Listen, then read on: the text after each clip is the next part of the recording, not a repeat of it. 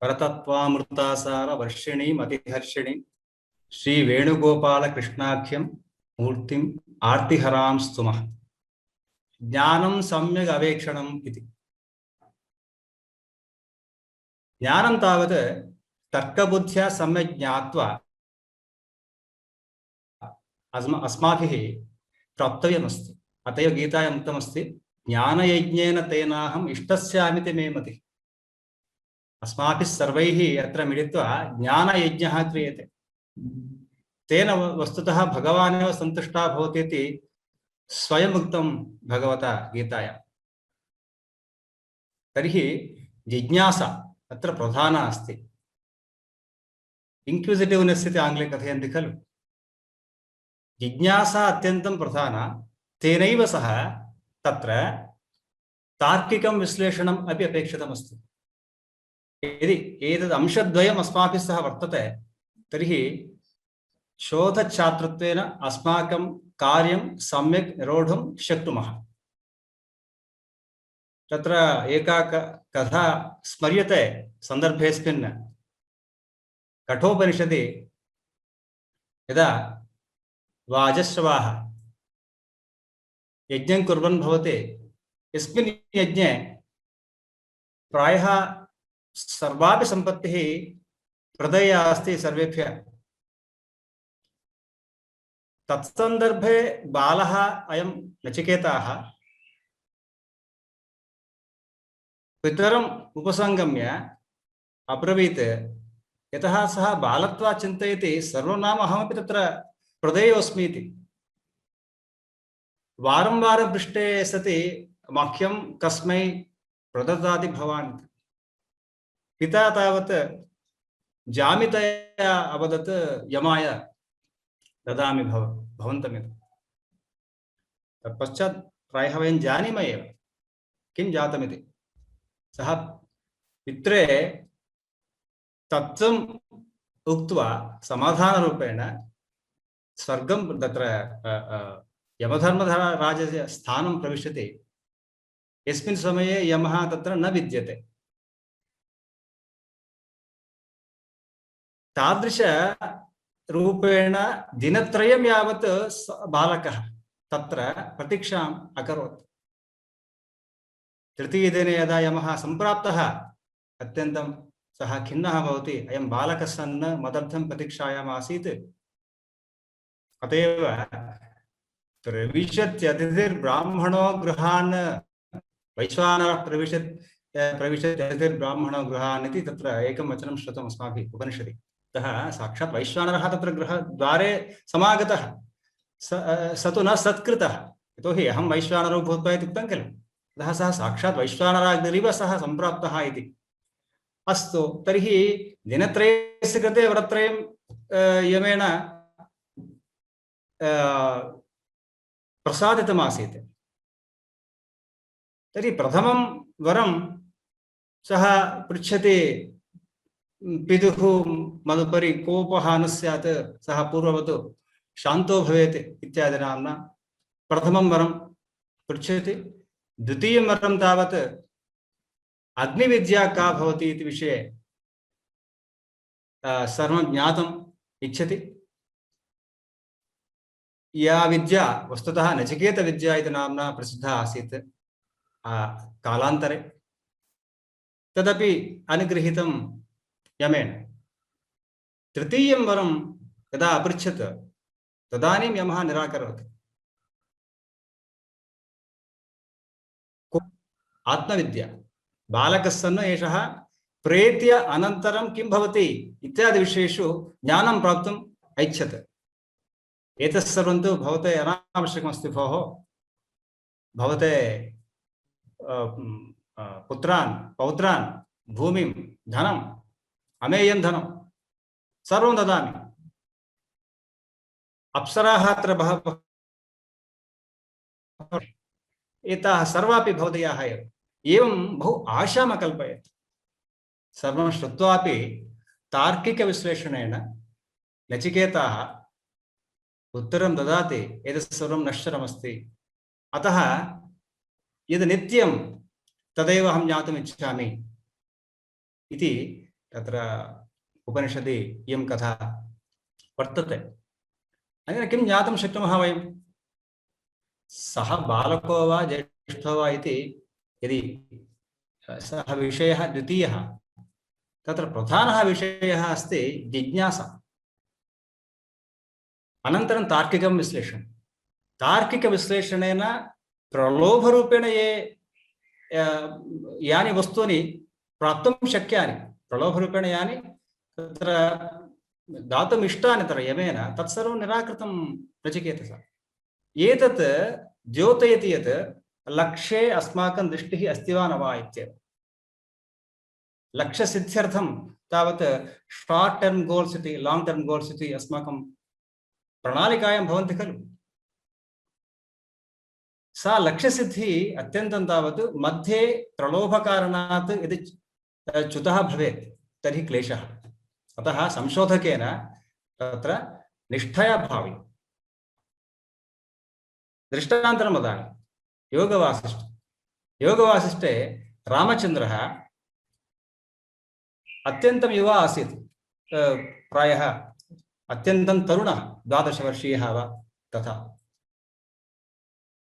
तादृशस्य रामचन्द्रस्य वेदान्तविषयकविचारः प्रवृत्तः। लोके वस्तुषु अत्यन्तं वैराग्यं जातम्। एतत् तावत् अत्यन्तम् आश्चर्यकरम्। सः राजा आसीत्। सर्वोऽपि परिवारः आनन्दितः। साक्षात् परमात्मा एव रामचन्द्र अवतारत्वेन सह तत्र भूमौ जातः। तथापि रामचन्द्रस्य कथं वैराग्यं सम्पन्नं? तदानीं दशरथः तत्र भ्रातृभिः सह तीर्थयात्रादिकं कर्तुं प्रेषयति। गच्छन्तु भोः, तत्र किञ्चित् आध्यात्मिकतां प्राप्नुवन्तु, येन कदाचित् अस्य समाधानं शक्यं स्यात् इति। प्रत्यागच्छति, तथापि समाधानं नास्ति। न केन सह भाषणं करोति, न भुङ्क्ते, न पीते सम्यक्, न पिबते सम्यक्। एवं रूपेण एतां स्थितिं दृष्ट्वा वसिष्ठम् आह्वयति कुलगुरु। वसिष्ठः आगत्य किञ्चित् समाधातुं प्रयत्नं करोति। तत्पश्चात् केषाञ्चन प्रश्नानाम् उत्तरमपि दत्त्वा विश्वामित्रमपि आह्वयति। विशिष्य रामचन्द्र वसिष्ठयोर्मध्ये यः संवादः जातः वेदान्तविषयकः, तदेव योगवासिष्ठनाम्ना प्रसिद्धमिति। अत्यन्तं गभीरपूर्णः ग्रन्थः।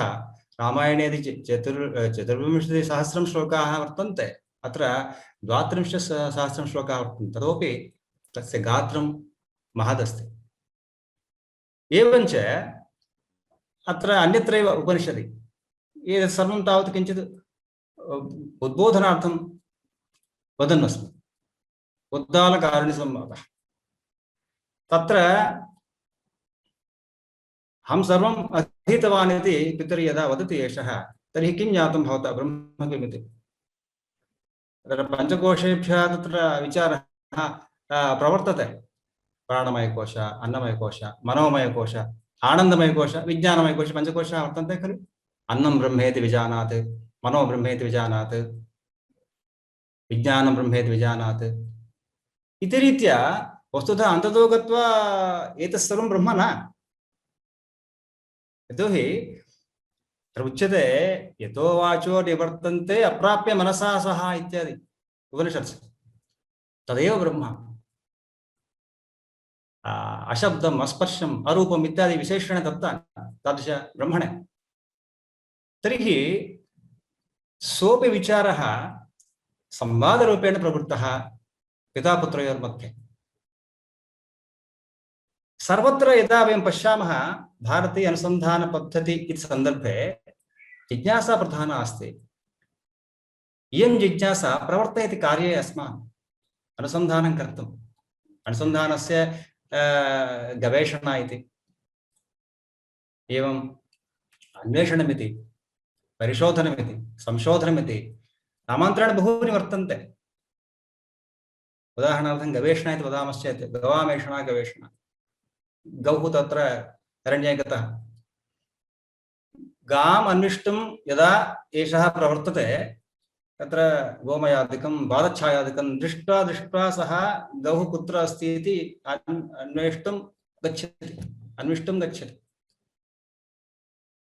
गोः कृते एषः नास्ति अनुसन्धानम्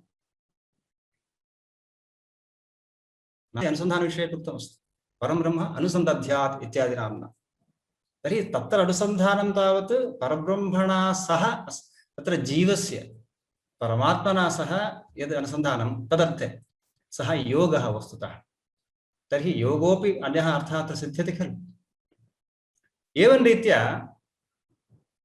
सर्वत्र अनुसन्धानविषये इदानीन्तनकाले यत् क्रियमाणमस्ति तत् अस्माकं कृते नूतनं न अत्यन्तं तीव्रम् अनुसन्धानम् अस्माकं पूर्वजैः कृतमासीत् तत्र चतुर्दश विद्यास्थानानि वर्तन्ते अङ्गानि वेदाश्चत्वारः मीमांसा न्यायविस्तरः पुराणं धर्मशास्त्रं च विद्याकीयता चतुर्दश इति खलु कौटिल्येन धर्म तत्र अर्थशास्त्रे उक्तमस्ति तर्हि एतावत् विद्यास्थानानि वर्तन्ते अन्यानि चत्वारि स्थानानि मिलित्वा अष्टादश विद्यास्थानानि अपि भवितुमर्हन्ति सर्वत्रापि ज्ञानमेव प्रधानमस्ति अत एव अस्माभिः आरब्धं ज्ञानं सम्यक् अवेक्षणमिति एतादृशं ज्ञानं यदा सम्यक् गृह्णीमः तदानीं वस्तुतः मनसि समाधानं लभ्यते इदानीन्तनकाले इदानीं रिसर्च् नाम यदि कार्यं क्रियमाणमस्ति एतत् सर्वं तावत् वस्तुतः नूतनं नास्ति एकरूपेण वयं वक्तुम् इच्छामश्चेत् स्ट्रिक्ट्लि स्पीकिङ्ग् इति वदन्ति खलु कुतो वा नूतनं वस्तु उपेक्षितुं क्षमः वचो विज्ञास वैचित्रमात्रमत्रम् अवधार्यताम् इति जयन्तभट्टः न्यायमञ्जर्यां कथयति एवं खलु भवन्तः चिन्तयन्तु भवत्यः अपि नूतनं वस्तु अस्मिन् जगति किमपि नास्ति सर्वं ज्ञानं सिद्धमेव सर्वं शब्दप्रमाणरूपेण अस्माकं पुरतः विद्यते वरीवर्ति तर्हि अनुसन्धाननाम अस्माभिः किं नूतनं क्रियते नूतनं कर्तुं न शक्यते अस्माभिः यतोहि एतत् सर्वमपि ज्ञानम् आर्षं ज्ञानं ऋषीणां पुनराद्यानां वाचमर्थो न धावति तादृशं ज्ञानम् इदानीं वयं पठन्तः स्मः अतः किं भवति एतादृशं ज्ञानं प्राप्तुम् अनुसन्धाननाम अस्माभिः केवलम् अवगमनं मात्रं क्रियते एकस्य विषयस्य एकस्मिन् दृष्टिकोणे तस्य परिशीलनम् अन्यस्मिन् दृष्टिकोणे परिशीलनम् एकस्य मूलसूत्रस्य वार्तिकभाष्यादिनाम्ना यद् ज्ञानम् अस्माभिः उपलभ्यते तदुपरि व्याख्यानानि अनुव्याख्यानानि उपव्याख्यानानि परम्परारूपेण व्याख्यानानि लभ्यन्ते तेषां सर्वेषां ये विषयाः ये अंशाः नूतनतया प्रतिपादिताः वर्तन्ते तेषाम् अवगमनम् इत्येव वस्तुतः अस्माकम् अनुसन्धाननाम्ना अङ्गीकर्तव्यमस्ति आसीत् एवं अनुसन्धानकर्मणि अनुसन्धातुः कीदृशनिष्ठा स्यात् इति विषये तत्र पुनः एकं प्रमाणमस्ति बहूनि प्रमाणानि वर्तन्ते एकमेव स्मारयितुम् इच्छामि कुमारिलभट्टाः महान्तः मीमांसकाः आसन् मण्डनमिश्रस्य गुरवः यैः प्रमाणषट्कम् अङ्गीकृतमासीत् तेषां समये बौद्धाः तावत् अत्यन्तम् एतेषां कर्मकाण्डस्य विरोधं कुर्वन्तः अहिंसा परमो धर्म इत्यादिकं बोधयन्तः जनानां मनांसि अत्यन्तं परिवर्तयन्ति स्म तत्समये तेषां सिद्धान्तम् अज्ञात्वा अर्थात् पूर्वपक्षं सम्यक् अज्ञात्वा यदि सिद्धान्तः करणीयः तर्हि क्लेशः एव पूर्वपक्षः सम्यक् ज्ञेयः इति कृत्वा कुमारिलाः बौद्धरूपेण प्रच्छन्नबौद्ध इव आत्मानं संगोप्य बौद्धछात्रत्वेन तत्र बौद्धालयं प्रविश्य बौद्धसिद्धान्तान् अध्येषु अन्ततो गत्वा तत्र तेषां विषये सत्यं ज्ञायते ते तान् मारयितुमिच्छन्ति पर्वतसानौ तत्र स्थापयित्वा ततः तत्र तेषां मारणं करणीयमिति स्वयं तत्र कुन्दनं करणीयम् तर्हि तदानीं तत्र कुमारिलः कथयन्ति यदि वेदा प्रमाणम् इत्यादि नाम्ना तत्तु प्रसिद्धमस्ति अस्माकं वाङ्मये यदि वेदाः प्रमाणम् अस्ति तर्हि अहं रक्षितः भवामि तेषाम् आशयः किन्तु यदि इति तावत् इफ् इत्यादिकं स्थापितं तैः तत्कारणेन एकम् अक्षि गतमस्ति तेषां प्राणाः रक्षिताः तत्सर्वं भवतरां तद् अप्रधानं गौणमस्ति किन्तु प्रधानं किं नाम अनुसन्धानं तैः कृतमासीत् पूर्वपक्षः कथं ज्ञेयः पूर्वपक्षस्य अवबोधनार्थं सम्यक् ज्ञानार्थं कीदृशपरिश्रमः कार्यः इति तैः तत्समये एव शतेभ्यः वर्षेभ्यः पूर्वमेव एतादृशं कार्यम् आचरितमिति कृत्वा किम् अस्माकं प्रेरणादायकं नास्ति तत् इन्स्पिरेशन् तस्मात् अस्माभिः बहु प्राप्तुं शक्यते एवम् अस्माकं सम्पूर्णं ज्ञानं तावत् चतुर्धा विभक्तमिति श्रीहर्षः कथयति अधीति बोध आचरण प्रचारण इति नाम्ना अध्ययनं करणीयं तेन सह बोधः करणीयः अधीतस्य विषयस्य बोधः यदा क्रियते तर्हि एव तस्य स्थैर्यं भवति आचरणम् आचार्यशब्दस्य उत्पत्तिं भवन्तः यदा पश्यन्ते एतत् आचरणे किमिति अस्माभिः स्पष्टं ज्ञातुं शक्यते एवं प्रचारणं ज्ञानस्य प्रचारोऽपि करणीयः अत एव शङ्करभगवत्पादैः तदानीन्तनबौद्धानां मीमांसकानां निरसनार्थं सम्पूर्णं भारतं बहुपर्यायं यावत् तैः अटितमासीत् यः तैः अद्वैतसिद्धान्तः प्रवर्तितः तज्ज्ञानार्थं चत्वारः शिष्याः गृहीताः तस्मात् ज्ञानप्रसारः प्रचारः कृतः आसीत् अत एव इदं ज्ञानं यदा प्राप्नुमः ज्ञानम् अस्माकं पुरतः ज्ञानप्रदातुः क्लेशः नास्ति अस्मदीयः क्लेशः किमर्थं नाम भवभूतिः कथयति वितरति गुरुप्राज्ञे विद्यां यथैव तथा जडे न तु खलु तयोर्ज्ञाने शक्तिं करोत्यपहन्ति वा भवति च पुनर्भूयान् भेदः तद्यथा प्रभवति शुचिर्बिम्बग्राहे न मृदादयः इति अत्यन्तं रमणीयः श्लोकः कक्षायां तावत् छात्राः बहवः वर्तन्ते हेट्रोजेनस् स्टूडेंट्स् इति वदन्ति खलु विभिन्नमनस्काः छात्राः वर्तन्ते केचन तीक्ष्णबुद्धयः केचन मध्यमाः केचन मन्दबुद्धयः किन्तु गुरुः तावत् यदा पाठयति तत्सन्दर्भे विद्यमानं सर्वज्ञानं यथावदेव पाठयति ग्रहणेव अस्माकं क्लेशः जायते तदर्थं परिश्रमः कार्यः तदर्थम् अनुसन्धानं कार्यमस्ति किन्तु अनुसन्धानार्थं सामान्यज्ञानम् अपेक्षते अनुसन्धाने सति तत्र विशिष्टं ज्ञानं प्राप्यते अत एव स्वाध्यायान्मा प्रमदः इत्यादि वाक्यानि अस्माकं स्मरणे आगच्छन्ति एवञ्च स्वाध्यायो अध्येतव्यः इत्यादीन्यपि तत्र तैत्तिरीयोपनिषदि उच्यते दीक्षावल्याम् आचार्यपूर्वरूपम् अन्ते वा सूत्ररूपं विद्यासन्धिः श्रवणगम् अनुसन्धानं श्रवणगम् अनुसन्धानम् वस्तुतः सन्धि कार्यस्य रमणीयं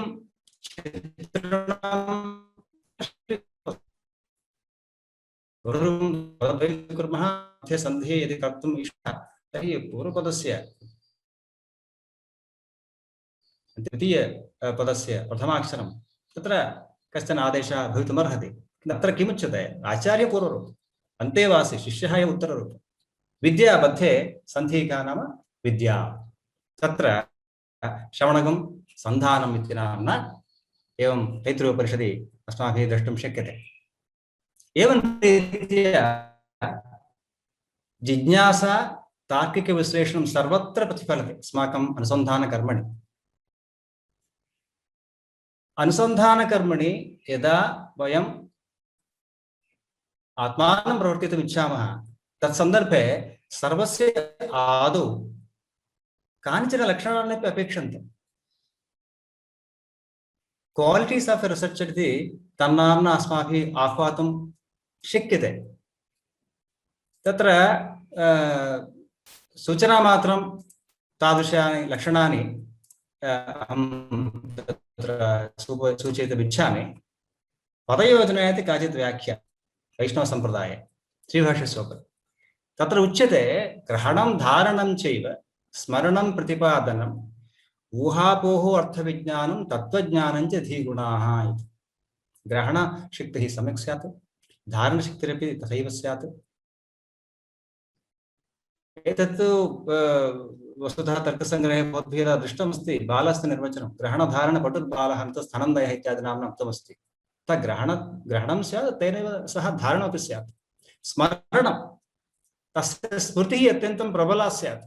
स्मरणं कदा जायते? अधीतस्य विषयस्य सम्यक् श्रवणं, मननं, निधिध्यासनम् इति यदा त्रितयम् उक्तमस्ति तदानीव स्मरणं बलं भवति। तस्मात् अस्य सम्पर्कः अस्ति। प्रतिपादनं, गृहीतः विषयः धृतः स्मृतश्च, किन्तु प्रतिपादने यदि शक्तिः नास्ति तर्हि तत्र अनुसन्धातुः क्लेशः भवति। ऊहापोह अर्थविज्ञानम्, ऊहः कर्तुमपि तत्र शक्यः स्यात् सः अनुसन्धाता, अपोहार्थमपि शक्यः स्यात्।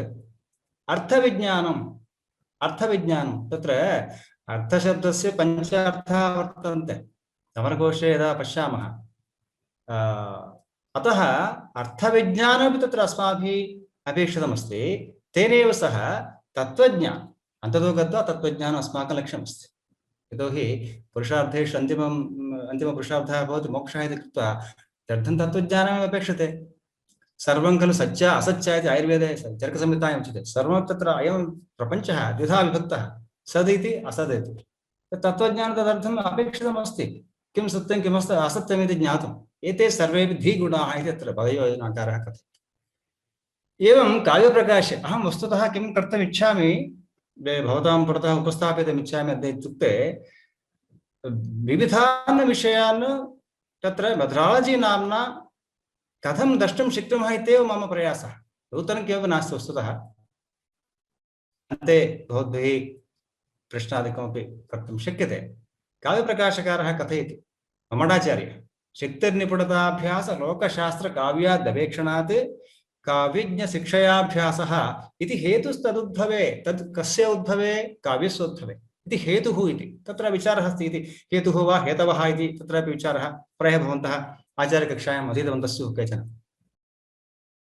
शक्तिः तत्र अनुसन्धानशक्तिः स्यात्, निपुणता, नैपुण्यं, कौशल्यं तत्र तेन सह स्यात्। इदानीन्तनकाले वयं सर्वे मोबैल्, कम्प्यूटर् इत्यादिकमपि तस्य उपयोगं कुर्मः। तत्र नैपुण्यमस्ति। नूतनसाङ्केतिकज्ञानस्य अभ्यासः, निरन्तर अभ्यासः अपेक्षितः अस्ति। कथम् अर्जुनः अत्यन्तं प्रबलः धनुर्धारी जातः? निरन्तर अभ्यासेन। योगिनः सिद्धिं कथं प्राप्नुवन्ति? निरन्तर अभ्यासेन। योगसूत्रे एकं सूत्रमपि अस्ति, नैरन्तर्यम्। अभ्यास लोकशास्त्रकाव्यादवेक्षणम्। अवेक्षणं कुत्र कुत्र करणीयं? लोके अवेक्षणं कार्यम्। यतः लोकः अस्माकं गुरुः अस्ति। दत्तात्रेयसम्प्रदाये भवन्तः पश्यन्ति चेत् 24 गुरून् अवधूतः तत्र राज्ञे सूचयति, एते सर्वे मम गुरवः वर्तन्ते इति। लोके तत्र सर्पः अस्ति, वेश्या अस्ति, अस्ति इति रीत्या 24 गुरवः वर्तन्ते। लोकशास्त्रकाव्यादवेक्षणं, शास्त्रमस्ति, काव्यमस्ति, येषाम् अवेक्षणं सम्यक् अपेक्षितमस्ति। तेनैव सह काव्यज्ञशिक्षयाभ्यासः। अत्र काव्यज्ञशिक्षयाभ्यासः नाम अत्र काव्यज्ञः अनुसन्धानसन्दर्भे रिप्लेस् करणीयं चेत् तर्हि तत्र अस्माकं गुरुः भवति, यदि अनुसन्धाता तर्हि मार्गदर्शकः भवति। तस्मात् अस्माभिः अनुसन्धानकार्यं कथं करणीयमिति शिक्षा प्राप्तव्या। अभ्यासः अपेक्षितः गुरोः सकाशात् अथवा मार्गदर्शकस्य सकाशात् इति हेतुस्तदुद्भवे। इदानीं तत् शब्देन अहं किं स्वीकरोमि? भवतां प्रबन्धं स्वीकरोमि, युवर् थीसिस् इत्येव तस्य अर्थः। इति हेतुस्तदुद्भवे इति। अतः एकस्य कार्यस्य सम्पादनार्थं केवलम् अनुसन्धानज्ञानं पर्याप्तं न। अनुसन्धानेन सह एतत् सर्वमपि तत् समग्रं ज्ञानम् अपेक्षितम्। अत एव तत्र उच्यते वाक्यपदीये हरिण, प्रज्ञा विवेकं लभते भिन्नैरागमदर्शनैः कियद्वा शक्यमुन्नेतुं स्वतर्कमनुधावता। कियद् रमणीयमस्ति इदं वचनं। एतत् किं सूचयति?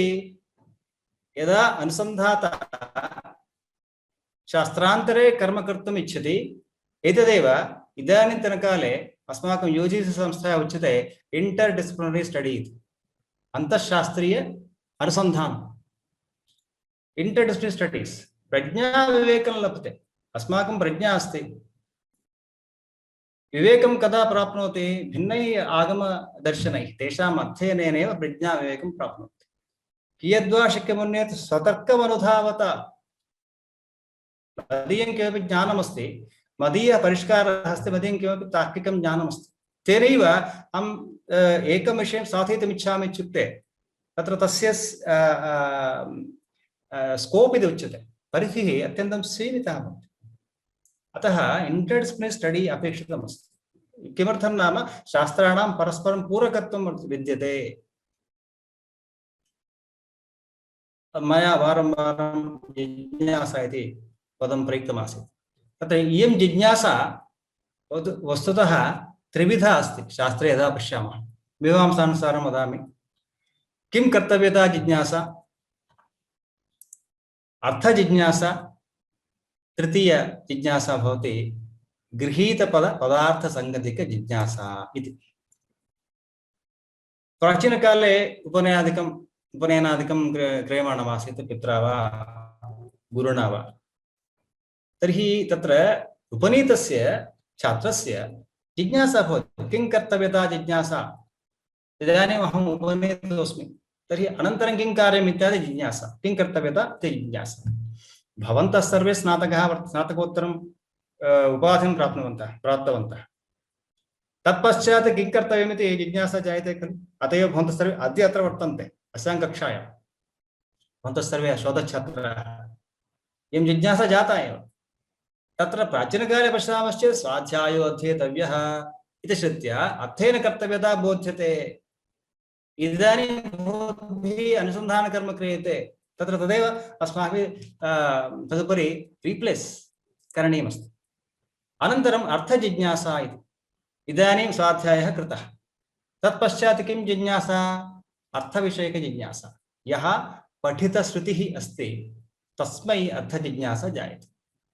वस्तुतः विभिन्नेषु सन्दर्भेषु कथं वा बहवः अर्थाः व्याख्यायाः इति जिज्ञासा। तत्र प्राक्तनसन्दर्भे समाधानं भवति शिक्षादि षडङ्गशास्त्राध्ययनेन पदपदार्थसम्बन्धं गृहाण। पश्यन्तु, वस्तुतः अत्र भवतां तावत् अधीतविषयस्य स्वेषु शास्त्रेषु वेदान्ते वा मीमांसायां वा व्याकरणे वा न्याये वा अलङ्कारशास्त्रे अन्येषु केषुचित् शास्त्रेष्वपि अनुसन्धानपद्धतिम् अविज्ञाय एतं कार्यं भवद्भिः कर्तुं न शक्यते। अतः इयं जिज्ञासा तत्र अत्यन्तं मुख्या अस्ति। तृतीय जिज्ञासा अस्ति गृहीतपदपदार्थसङ्गतिक जिज्ञासा इति। इदानीं प्राक्तनसन्दर्भं स्वीकुर्मः। शिक्षा षडङ्गशास्त्राध्ययनं कृतमस्ति, वेदाङ्गानि अधीतानि। तर्हि ज्ञातवेदाङ्गकः यः अस्ति तस्य जिज्ञासा भवति गृहीतपदार्थसङ्गतिकजिज्ञासा। वाक्यार्थनिर्णयादिकं कथं कर्तुं शक्यमिति जिज्ञासा जायते। तर्हि तत्सन्दर्भे मीमांसादिशास्त्राध्ययनेन इति स्वयं कथयन्ति मीमांसकाः। अस्तु, तत्सर्वं शास्त्राधारितं शास्त्राधारितम् इति मन्तव्यम्। संदिग्धे तु वाक्यशेषात् अधिकरणं अस्माभिः एतादृश जिज्ञासा शमनीया वर्तते। अत एव एतादृशलक्षणानि वस्तुतः अनुसन्धातुः अपेक्षितानि वर्तन्ते। यदा अर्थं जानीमः तदानीं सम्यक् तत् प्रकाशयितुं शक्नुमः। अत एव उच्यते अर्थं बुद्ध्वा शब्दरचना इति। शब्दरचनायाः पूर्वमेव तदर्थः सम्यक् ज्ञेयः। एतादृशं सर्वं ज्ञानविषये ज्ञानप्राप्तिविषये कथं अर्थात् ज्ञानं कथं प्राप्नुमः इति विषये शङ्का भवति चेत् गीतायामेव समीचीनश्लोकः अस्ति खलु, तद्विद्धि प्रणिपातेन परिप्रश्नेन सेवया उपदेक्ष्यन्ति ते ज्ञानं ज्ञानिनस्तत्त्वदर्शिनः। तत्र अस्माभिः उपसर्पणं करणीयं। ज्येष्ठानां वृद्धानां ज्ञानिनां निकटे गत्वा उपसर्प्य तद्विद्य प्रणिपातेन नमस्कारं कुर्वन्तु, आदरं प्रकटयन्तु। नमस्कारं नाम तत्र आदरप्रकटन चर्या चेष्टा यत्किञ्चित् भवितुमर्हति, तत्र साष्टाङ्गमित्येव न तस्य अर्थः। परिप्रश्नेन सेवया, तत्र परिप्रश्न इति विषयः ग्रहीतव्यः। सामान्यप्रश्नः न, परिप्रश्नः। प्रश्नेन सम्बद्ध अन्येपि विषयाः ये केचित् वर्तन्ते ते सर्वे परिप्रश्ने अन्तर्भवन्ति इति कृत्वा परिप्रश्नेन सेवया च सा सेवा यत्किञ्चित् भवितुमर्हति। उपदेक्ष्यन्ति ते ज्ञानं ज्ञानिनस्तत्त्वदर्शिनः इति तत्र उच्यते। तदानीं किं जायते? महतां सम्पर्केण अस्माकं ज्ञानदीप्तिः वर्धते। कथं काञ्चन संसर्गात् धत्ते मार्गतीं द्युतिं तथैव तत्सन्निधानेन मूर्खो याति प्रवीणताम्। आदौ ज्ञानं प्राप्तव्यमस्ति। ज्ञानप्राप्तेः पश्चात् अनुसन्धानादिकं यदा कुर्मः तर्हि सम्यक् अवतिष्ठति। कदाचित् अनुसन्धानकर्मणि अस्माकं संशयादिकं भवति।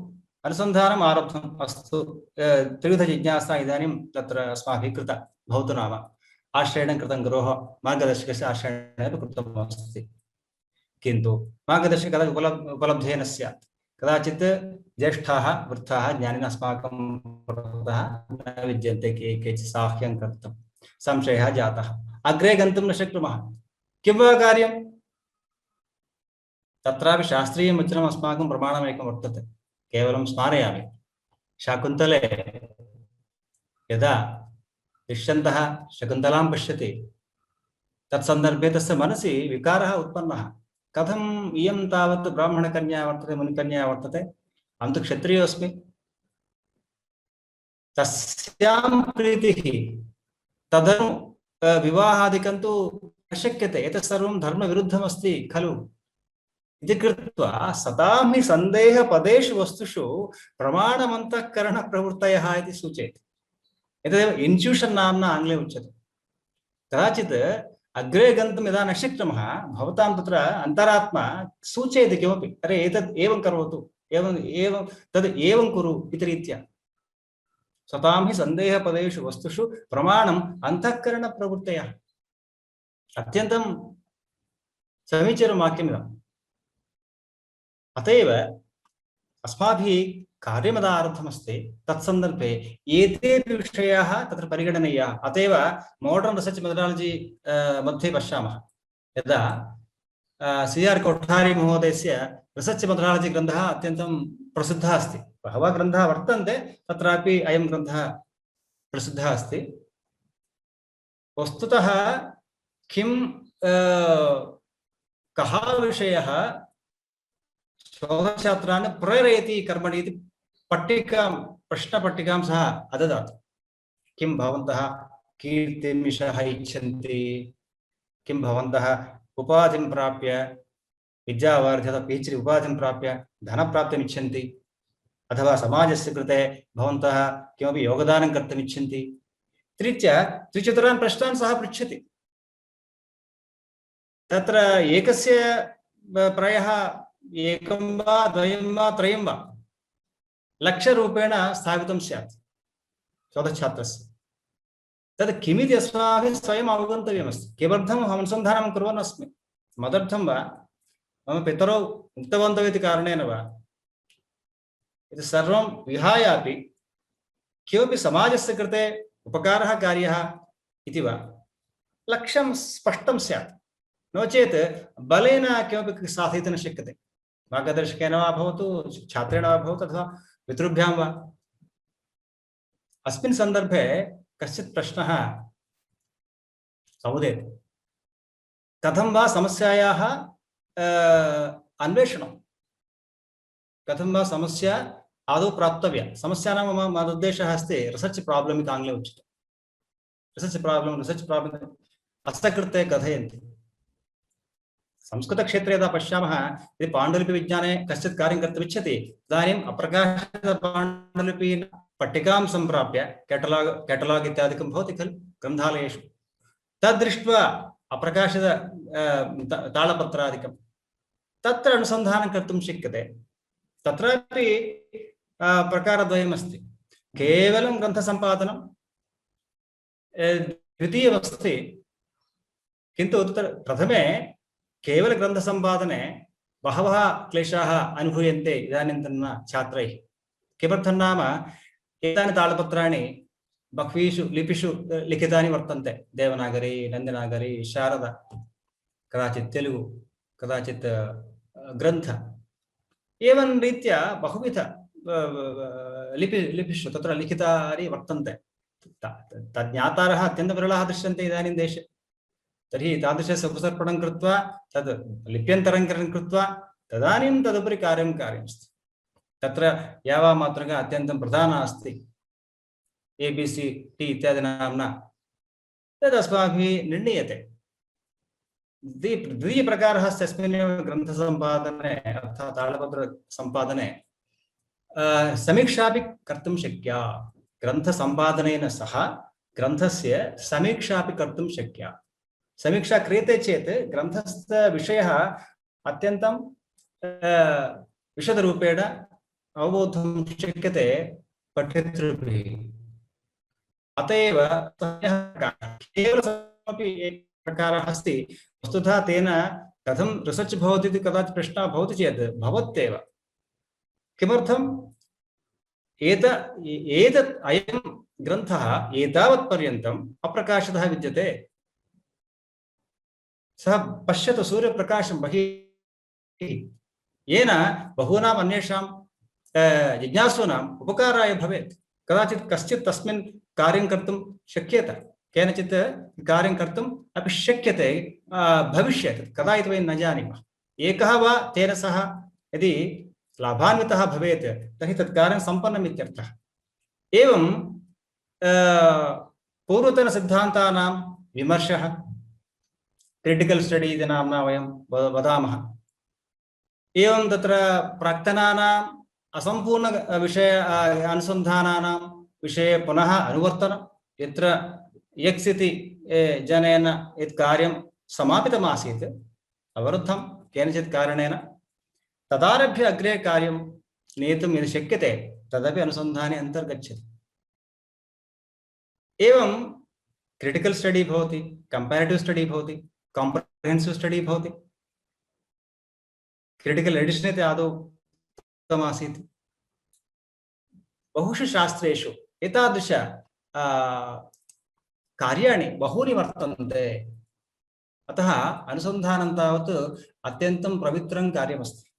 यतोहि तत्र अस्मिन् सन्दर्भे अस्माकं पुरतः कियत् ज्ञानं विद्यते इति यदा परामर्शं कुर्मः आश्चर्यं भवति। अप्रकाशितानि पुस्तकानि बहूनि वर्तन्ते, प्रकाशितानि केचन शतशः पुस्तकानि वर्तन्ते। प्रकाशितेषु पुस्तकेषु किं प्रकाशितं किं न प्रकाशितं वयं न जानीमः। प्रकाशितेष्वपि कियत् पर्यन्तम् अस्य अध्ययनं कृतम् आचार्यस्तरे वा शास्त्रिस्तरे वा BA MA इत्यादि स्तरेषु। कस्यचन ग्रन्थस्य कस्यचन अध्यायः अस्माभिः अधीयते खलु, न तु सम्पूर्णः ग्रन्थः। पादङ्कालक्रमेण च इति यदुक्तमस्ति तद् एतादृशसन्दर्भे अस्माभिः चिन्तनीयम्। अत एव एतत् सर्वं वस्तुतः कियत् अज्ञातमस्ति इति यदि ज्ञानमस्ति तदेव वस्तुतः सुज्ञानम्। एकः समीचीनश्लोकः अस्ति। वस्तुतः वाङ्मयं कियत् विस्तृतमस्ति, अस्मत् पुरतः कियत् विद्यते इति प्रायः भवन्तः केचन स्मरेयुः। समुद्रवत् व्याकरणं महेश्वरे, तदर्थ कुम्भोद्धरणं बृहस्पतौ, तद्भागभागाच्च शतं पुरन्दरे, कुशाग्रबिन्दूत्पतितं हि पाणिनौ। पश्यन्तु, इदानीं संस्कृत भाषायाः मुख्यं व्याकरणं पाणिनीयव्याकरणमस्ति। ऐन्द्रं चान्द्रं काशिकुत्सवम् आपिशरम् इत्यादिकं सर्वं तावत् प्राचीनानि व्याकरणानि। तत्सर्वं संगृह्य पाणिनिमहर्षिणा अत्यन्तं तपसा निष्ठया च इदं व्याकरणं प्रणीतमस्ति। महाभाष्ये पतञ्जलिः कथं तत्र पाणिनिमहर्षिः एतत् प्रणिनाय इति विषये अत्यन्तं रोचकरूपेण सूचयति। तर्हि इदं व्याकरणं कथं प्राप्तम् अस्माकम् एतावत्पर्यन्तं? समुद्रवत् व्याकरणं महेश्वरे, ज्ञानमहेश्वरादिच्छेत् इति उक्तं खलु। तथा महेश्वरे इदं ज्ञानं कथं समुद्रवत् आसीत्। तदर्थ कुम्भोद्धरणं बृहस्पति तावत् बुद्धेः प्रतीकः भवति खलु, देवतानां गुरुः। तर्हि अयं बृहस्पतिः तस्मात् ज्ञानसमुद्रात् कियत् ज्ञानम् आहरत्? अर्थकुम्भमात्रं ज्ञानं तावत् सः तस्मात् उद्धृतवान्। तस्मादपि तृतीयपादे उच्यते तद्भागभागाच्च शतं पुरन्दरे। पुरन्दरः इन्द्रः, सोऽपि ज्ञानी वर्तते। आयुर्वेदे उच्यते सः तावत् ब्रह्मणः सकाशात् प्रजापतिः, प्रजापतेः सकाशात् अश्विनौ, अश्विभ्याम् इन्द्रः, इन्द्रस्य सकाशात् भरद्वाजः इति ज्ञानपरम्परा उक्ता अस्ति। अतः इन्द्रः ज्ञानी। इन्द्रस्य निकटे कियत् ज्ञानं प्राप्तम् अस्ति? तद्भागभागाच्च 100, 100 पार्ट कस्मिन् पुरन्दरे। इदानीं वयं संस्कृतस्य मूलं व्याकरणं पाणिनीयं प्रति आगच्छामः। इदानीं तत्र उक्तमस्ति कुशाग्रबिन्दूत् पतितं हि पाणिनौ। इन्द्रे यावत् ज्ञानं प्राप्तमस्ति तत्र तद्भागात् कुशाग्रबिन्दु, कुशाग्रे कियत् जलं तिष्ठति वयं जानीमः, अत्यन्तं सूक्ष्मं, कदाचित् द्रष्टुमपि न शक्यते। कुशाग्रबिन्दूत् पतितं हि पाणिनौ इति तत्र सूचितमासीत्। अत एव ज्ञानं तावत् अनन्तम्।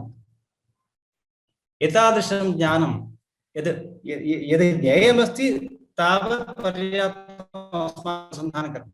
यत् अज्ञेयमस्ति, यद् अलभ्यमस्ति तद्विषये अस्माकं चिन्ता नास्ति। विद्यमानस्य विषयस्य यदि सम्यक् अध्ययनं क्रियते पर्याप्तम् वस्तुतः एतादृशकालेषु।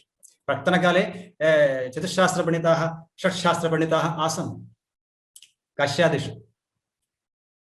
तर्हि तत्सर्वम् इदानीं लुप्यमानं वर्तते। अस्माकम् इदानीन्तन कर्तव्यं किं नाम, यद् अधीतं तत् सम्यक् अध्येयम्, अधीतस्य विषयस्य पुनः सम्यक् अनुसन्धानं करणीयमस्ति। तस्य प्रकाशनकार्यं यदि शक्यते तर्हि अस्मदीयं कार्यं किञ्चिदिव सम्पन्नं। किमर्थम्? अस्माकं ऋणानि वर्तन्ते, ऋषिऋणं, पितृऋणं, ऋषिऋणस्य किञ्चित् वा अस्माकं योगदानं कर्तुं शक्नुमः। प्रत्यर्पणं कदापि न भवति। अमेयम् अनन्तं ज्ञानं कथं वा तत्र किमपि कृत्वा प्रत्यर्पयितुं शक्नुमः वयं? तद् वस्तुतः शाश्वतिक डेट्, ऋणरूपेण युज्यते अस्माकं पुरतः। अत एव एतत् सर्वम् एतावत्पर्यन्तं न जाने कियन्तं समयं स्वीकुर्मः एतत् प्रस्तावार्थं, केवलम् उद्बोधनार्थं भवतां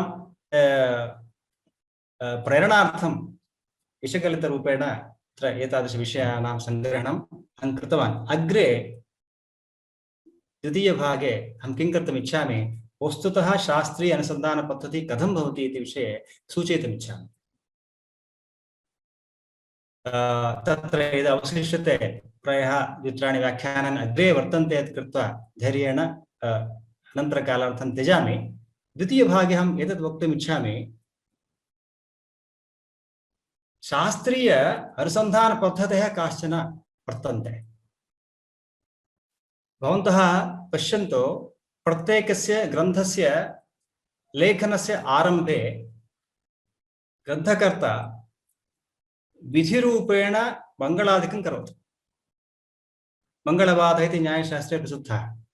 तद् मङ्गलं कथं करणीयम् इति विषये, मङ्गलस्य फलविषये तावत् नवीनानां प्राचीनानां कश्चन मतभेदः वर्तते। तदस्तु न, तत् गौणः विषयः, प्रधानः नास्ति। तर्हि मङ्गलकरणसन्दर्भे एव कदाचित् न एवं वक्तव्यं, प्रायशः सर्वैरपि ग्रन्थकर्तृभिः एते अनुबन्धाः प्रयुज्यन्ते। विषयः, प्रयोजनम्, अधिकारी अण्ड् सम्बन्धः इति अनुबन्धचतुष्टयं नाम्ना एतैः उच्यते। भवतां परिचितं श्लोकं श्रावयामि। विधाय कृतिविश्वेशं विधाय गुरुवन्दनं बालानां सुखबोधाय क्रियते तर्कसङ्ग्रहे। अन्नभट्टेन तर्कसङ्ग्रहे उक्तमासीत्। तर्हि अत्र अनुबन्धः के? विश्वेशं हृदय निधाय, गुरुवन्दनं विधाय, बालानां सुखबोधाय अयं तर्कसङ्ग्रहः क्रियते इति तत्र एतेषाम् उद्देशः आसीत्। तर्हि विषयः तावत् तर्कः पदार्थः, प्रयोजनं किम्? अनायासेन बोधः, कष्टं विना शास्त्रं यथा ज्ञातुं शक्नुमः। विषयः एवमस्ति, विषयः एवं प्रयोजनं किम्? एतदस्ति सम्बन्धः, प्रतिपाद्य प्रतिपादकभावः। प्रतिपाद्यः तार्किक तर्क रूपेण विद्यमानः पदार्थः, एवं प्रतिपादकः अयं ग्रन्थः अस्ति। उच्यते खलु प्रयोजनविषये प्रयोजनम् अनुद्दिश्य न मन्दोऽपि प्रवर्तते इत्यादि नाम्ना। तर्हि एतत् अनुबन्धचतुष्टयं यदस्ति, एतत् ग्रन्थस्य आदौ विधिरूपेण प्रत्येकेन ग्रन्थकर्तृणा वक्तव्यमस्ति। तद् यदा सङ्गति इति विषये वयं चर्चां कुर्मः तत्समये इतोपि स्पष्टं भवति। एतत् सन्दर्भे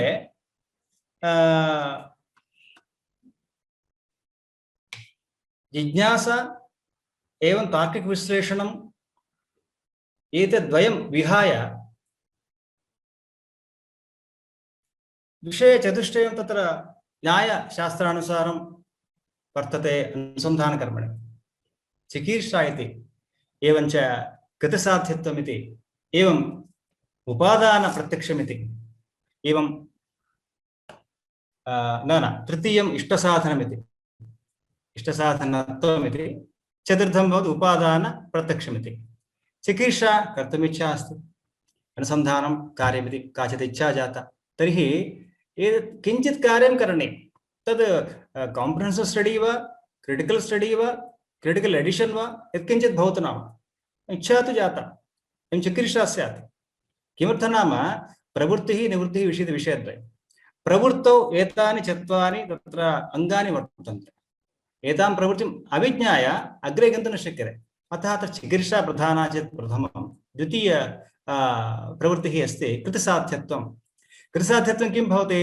मत्कृतिसाध्यं वा न वा, एकं कार्यं एकं तत्र विषयं स्वीकृतवान् अहं, तं विषयं सम्यक् अहम् अवगत्य कार्यं समापितुं शक्नोमि वा न वा इति एतत् कृतिसाध्यत्वरूपेण अस्माभिः विचारः कार्यः। मत्कृतिसाध्यं न वा इति। कदाचित् यदि विज्ञानविषयकछात्रस्य चेत्, सैन्स् स्टूडेण्ट् चेत्, अहं तत्र चन्द्रं गन्तुम् इच्छामि चिन्तयति, किन्तु इच्छामात्रमस्ति चेत् कार्यं सिद्ध्यति वा? कृतिसाध्यता अस्ति वा? तत्र प्रायः नास्ति। तथैव अस्माकं परिधौ यत् कर्तुं शक्यं तादृशः विषयः एव अस्माभिः चेयः। तृतीयः विषयः अस्ति इष्टसाधनत्वं, बलवदिष्ट अननुबन्धित्वम् इति किल अस्माभिः उच्यते अत्र। बलवद् इष्टस्य अननुबन्धी स्यात्, एतत् स्पष्टं। चतुर्थः अस्ति उपादानप्रत्यक्षम् इति। सामग्र्यां स्थितावपि करणस्य ज्ञानाभावः इति। सर्वं पूर्वतनत्रयमपि विद्यते अस्माकं पुरतः। उदाहरणार्थं बजारतः अस्माभिः वस्तूनि आनीतानि, किमपि पक्तुम् इष्टं, किमपि मिष्टपदार्थः, वस्तूनि विद्यन्ते, तत्र चुल्ली अस्ति, सर्वमपि विद्यते, किन्तु कथं कार्यं वयं न जानीमः। अतः उपादानप्रत्यक्षमपि अपेक्षते, येन एतत् सामग्र्यां सामग्री स्थितौ अस्माभिः कार्यं सम्पादयितुं शक्यते। एतत् चतुष्टयमपि अत्यन्तम् अपेक्षितम्। येनैव सह श्रद्धा अपि अपेक्षते। शास्त्रस्य गुरुवाक्यस्य सत्यबुद्ध्या अवधारणा विवेकचूडामणि शङ्करभगवत्पादाः कथयन्ति। श्रद्धा, सा श्रद्धा कथिता सद्भिः यया वस्तु उपलभ्यते इति। किं वस्तु उपलभ्यते? परं ब्रह्म। तत्तु वेदान्तविषयकविचारः। किन्तु अस्माकम् अत्र वस्तु किम्? अनुसन्धानकर्म। श्रद्धा अत्यन्तम् अपेक्षिता अस्ति। श्रद्धावान् लभते ज्ञानम् इत्यादिकम् उक्तं खलु। अत एव एतान् विषयान् एते विषयाः अस्माभिः मनसि सम्यक् निधेयाः वर्तन्ते।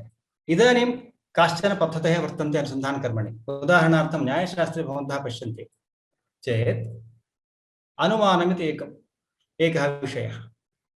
प्रमाणेषु अनुमानम् अत्यन्तं प्रधानम् अन्यतमञ्च यतोहि अनुमानप्रमाणस्य कृते तार्किकाः अत्यन्तं प्राधान्यम् अदद्युः प्रत्यक्षपरिकल्पितमप्यर्थम् अनुमानेन बुभुत्सन्ते तर्करसिकः इति एकं हास्यवचनं वर्तते तत्र अनुमानं द्विविधं स्वार्थं परार्थमिति स्वार्थं तावत् तत्र तर्कसङ्ग्रहे अस्ति यत्तु स्वयं धूमादग्निमनुमाय महानसङ्गत्वा उभयोर्मध्ये व्याप्तिं गृह्णाति इति वारं वारं सः तत्र गत्वा एतत् अत्यन्तं प्राचीन दृष्टान्तः अस्ति तस्य इदानीन्तनकाले रिप्लेस् कर्तुम् अस्माकं तथा क्लेशः नास्ति शास्त्रकारैः एतादृशदृष्टान्ताः किमर्थं दत्ता इत्युक्ते ते सार्वकालिकाः अत्यन्तं ते ज्ञाताश्च लोके दृष्टान्तः स्यात् मूर्ख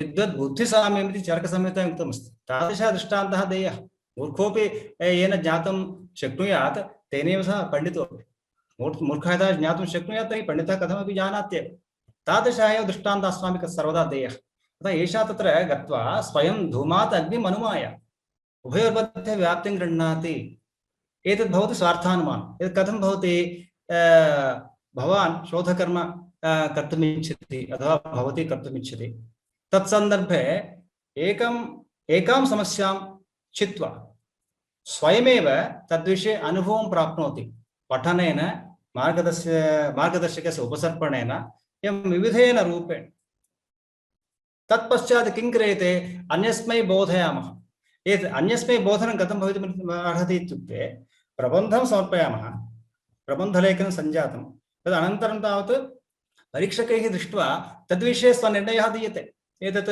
उपाधिप्राप्त्यर्थदानार्थं योग्यो वा न वा अयं प्रबन्धः इति तदर्थं भवद्भिः प्रयासः प्रबन्धे एव कार्यः तत् पदार्थानुमानरूपेण क्रियते पदार्थानुमानस्य पञ्च अवयवाः वर्तन्ते खलु प्रतिज्ञा हेतुः दृष्टान्तः उपनयः निगमनम् इति तत्र प्रतिज्ञा नाम भवतां रिसर्च् स्टेट्मेण्ट् भवति सर्वस्य प्रबन्धस्य आदौ रिसर्च् स्टेट्मेण्ट् विना तावत् अग्रे गन्तुं न शक्यते साक्षात् इंडेक्स प्रति गत्वा तस्मात् अध्यायं प्रति गच्छामश्चेत् तत्र भ्रान्तिः जायते अत एव न केवलम् अस्माकं पठितॄणाम् अन्येषां परीक्षकाणां कृते अपि अयं विषयः प्रबन्धस्य आदौ अस्माभिः ग्रथनीयः भवेत् रिसर्च् स्टेट्मेण्ट् नाम्ना तद् प्रतिज्ञावाक्यमस्ति किन्तु इदं रिसर्च् स्टेट्मेण्ट् हैपोथेसिस् अस्ति एतावत्पर्यन्तं तत् हैपोथेटिकल् एव किमर्थं नाम सिद्धान्तत्वेन तस्य परिगणना न जातम् द्वितीयः तत्र अवयवः अस्ति कस्मादिति तत्र संशयः अस्माकं वर्तते खलु अयं विषयः न सिद्धः यदा वन्यधूमयोः दृष्टान्तं पश्यामः पर्वतो वन्यमान् अस्माभिः प्रतिज्ञातमस्ति कस्मात् इति प्रश्नः तर्हि धूमवत्वात् इति वयं वदामः तर्हि धूमवत्वं हेतुत्वेन परिगणय्य दृष्टेन धूमेन अदृष्टं वह्निं साधयितुम् इच्छामः तद् अस्माभिः पूर्वमेव महानसे गृहीतं किन्तु अन्यस्मिन् वदामः जानामि सः कथं जानीयात् तर्हि अयमेव प्रयासः परार्थानुमाने क्रियते परस्मै अस्य अर्थस्य विवरणं दीयते कथं अदृष्टं वस्तु अनुमातुं शक्यम् इति विषये अयं प्रयासः चलति कथम् इति पुनः पृच्छति सः हेतुं दृष्ट्वा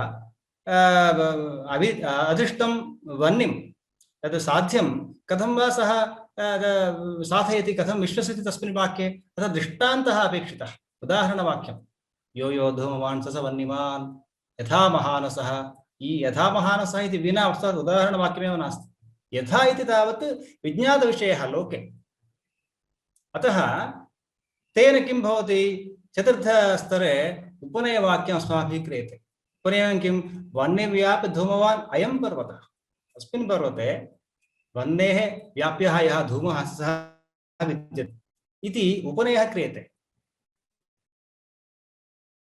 एतद् वस्तुतः परामर्शवाक्यम् इत्यपि वदामः तार्किकरीत्या पञ्चम अवयवः भवति परार्थानुमानस्य एतत् वह्निव्याप्य धूमवत्वात् पर्वतोऽयं वह्निमान् इदानीं प्राक्तनप्रतिज्ञातवाक्यस्य पुनरवलोकनम् अत्र क्रियमाणमस्ति अस्माभिः। केवलं पूर्वोक्तमस्ति पर्वतो वन्यमान् इत्येव रस स्टेट्मेंट केवलं दत्तमस्ति। इदानीं कन्क्लूजन् क्रियते, निगमनं। निगमने भवद्भिः पुनः एतादृशकारणैः सह इदम् अयं प्रबन्धः एवम् अस्माभिः मया समर्पितः, अस्मिन् प्रबन्धे अयं विषयः मया प्रस्तुतः, मम वादः अयम् अस्ति इति रीत्या निगमने क्रियते। वह्निव्यापि धूमवत्वात् पर्वतोऽयं वह्निः इति अज्ञातः विषयः ज्ञातेन दृष्टेन विषयेण अस्माभिः साध्यते। अतः ऊहः इति तस्य नाम, हैपोथेसिस्। अतः अनुमानं तावत् स्वार्थरूपेण पदार्थरूपेण यदा पश्यामः शास्त्रे इदमेकं टेक्निक् अस्ति, काचन पद्धतिः अनुसन्धानकलायाः। एवं तत्र अनुगमः इति अन्यत् टेक्निक् अस्ति। कथं भवति तद्? घटवत् भूतलमिति भवन्तः एकं वाक्यं स्वीकुर्वन्तु। घटवत् भूतलमिति अर्थात् भूतले घटः अस्ति इति किल अर्थः। तर्हि तद् नैयायिकाः कथं वदन्ति? तेषाम् अत्यन्तं विलक्षणा शैली वर्तते अस्मिन् विषये। अतएव गाणादं पाणिनीयं च सर्वशास्त्रोपकारकम् इति उच्यते। गाणादशब्देन न्यायवैशेषिकद्वयमपि स्वीकर्तुं शक्यम्। तत्र अस्य वाक्यस्य नैयायिकाः किमपि नूतनां भाषां परिकल्प्य मेटा लाङ्ग्वेज् इति कथयन्ति, तद्वारा सूचयन्ति। कथं भवन्तः पश्यन्तु, संयोगसम्बन्धावच्छिन्न, तत्र कश्चन सम्बन्धः अपेक्षते घटभूतलयोर्मध्ये। सः कः सम्बन्धः? संयोगसम्बन्धः, तत् समवायः। समवायः अयुतसिद्धः किल सम्बन्धः, अतः उच्यते संयोगसम्बन्धावच्छिन्न। संयोगसम्बन्धेन कः अवच्छिन्नः? तद् अग्रे ज्ञायते। संसर्गता निरूपित संबन्धस्य संसर्गः इति नाम। संसर्गे संसर्गता इति कश्चन धर्मः आयाति इति एते कथयन्ति। किमर्थं सर्वं सूचयामि इति एतत् पश्चात् वदामि। संसर्गे संसर्गताख्य विषयता अस्ति, प्रकारे प्रकारताख्य विषयता अस्ति। एवं रूपेण तत्र त्वतलादि प्रत्ययान् एते उपयुज्य भावं प्रकटयन्ति। तर्हि संसर्गता निरूपित घटावच्छिन्न प्रकार घटावच्छिन्न प्रकारता निरूपित भूतलनिष्ठ विशेषता विशिष्ट विषयिताशालि ज्ञानम् इति रीत्या यदा एते अस्य वाक्यस्य विश्लेषणं कुर्वन्ति, आधुनिककाले एतदेव मैंड मैपिंग नाम्ना प्रसिद्धमस्ति। आधुनिककाले एतदेव मैंड मैपिंग अस्ति। मेटा लैंग्वेज उपयुज्य एकस्य विषयस्य विश्लेषणम् अन्यथा क्रियमाणमस्ति। तद् अस्माभिः स्वयमपि कर्तुं शक्यते। एकस्य विषयस्य विश्लेषणं बहुषु कोणेषु आविष्कर्तुं शक्यम्। एतदेव वस्तुतः स्वसंज्ञानाम्ना तन्त्रयुक्तिषु विद्यते। एका युक्तिः तस्याः नाम स्वसंज्ञा इति, टेक्निकल टर्म्स् इति। एवं भवन्तः पश्यन्ति चेत् विशेषता, प्रकारता, संसर्गता, तत्र अवच्छेद्यता, अवच्छेदकता एते विषयाः सर्वेपि कश्चन नूतन प्रपञ्चः एतैः सृष्टः। तस्मिन् प्रपञ्चे एतादृश साङ्केतिकपदजालम् अविज्ञाय अस्माभिः विहारः कर्तुम् अशक्यः। वयम् अत्यन्तं भ्रान्तिं प्राप्नुमः। अतएव अस्माकं प्रबन्धेपि तादृश प्रयासः कर्तुं शक्यः इत्येव कथनस्य उद्देशः अस्ति। तत्र विषयस्य प्रतिपादनसन्दर्भे संक्षिप्तता अत्यन्तम् अपेक्षिता। मन्ये तदर्थं कश्चन श्लोकः विद्यते, मद्वयं भद्वयं चैव प्रत्रयं वचतुष्टयम् अनापलिङ्गकूस्कानि पुराणानि प्रचक्षते इति। तत्र सम्पूर्णानि पुराणानि तत्र आगतानि, 18 पुराणानि, एवं खलु। काचित् प्रक्रिया अस्ति, एतत् एन्क्रिप्शन् इति आङ्ग्ले उच्यते खलु। तादृश एन्क्रिप्शन् अत्र क्रियमाणमस्ति। सर्वेषां पुराणानां नामानि यदि अस्माभिः वक्तव्यानि तर्हि कदाचित् स्मृतिः न सहकरोति। तर्हि तदर्थम् एवं रूपेण यदि तस्य उपनिबन्धनं कुर्मः तर्हि अत्यन्तम् उपकरोति अस्माकं स्मरणार्थम् अपि, न केवलं तस्य कौशल्यप्रदर्शनार्थम्। एवञ्च यदा कस्यचन विषयस्य प्रतिपादनं क्रियते अस्माभिः तत् सन्दर्भे तस्य सारः देयः। यदि पत्रं लिखामः तदानीं तावत् आब्स्ट्राक्ट् नाम्ना पत्रसंक्षिप्तिः आदौ क्रियते। सम्पूर्णं पत्रं लिखितं तस्य पत्रसंक्षिप्तिः आब्स्ट्राक्ट् नाम्ना अस्माभिः लिख्यते। एवं प्रबन्धे अपि इदानीन्तनकाले आब्स्ट्राक्ट् जनाः लिखन्ति एकपृष्ठात्मकं। तद् एकपृष्ठात्मकं एकपृष्ठात्मकविषयः अत्यन्तम् उपकरोति ग्रन्थे विद्यमानं सम्पूर्णविषयं ज्ञातुं। चरकसंहितायां प्रत्येकस्य अध्यायस्य अन्ते विषयसङ्ग्रहः कृतः आसीत्, तत्र सम्यक् निरूपितः।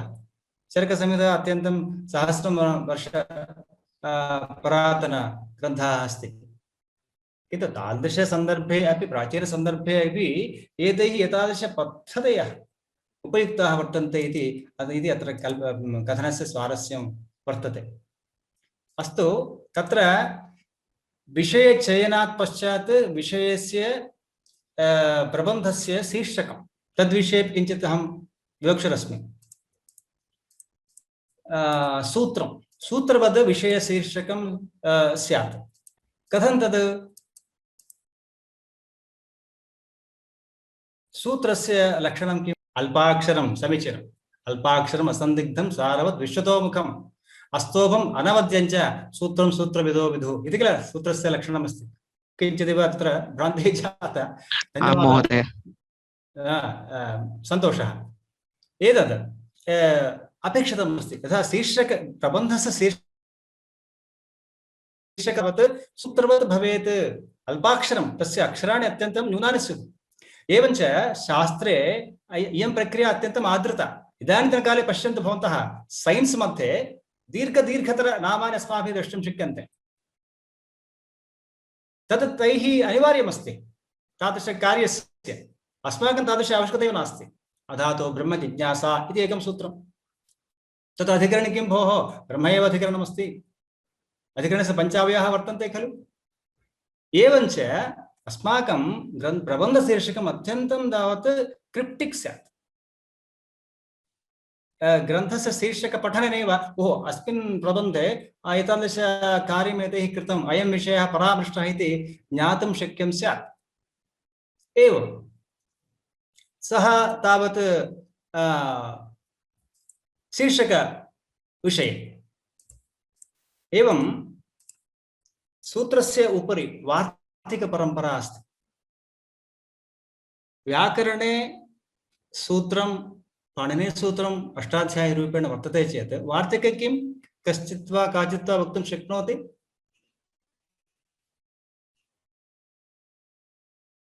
मन्ये कात्यायनीयं वार्तिकं खलु।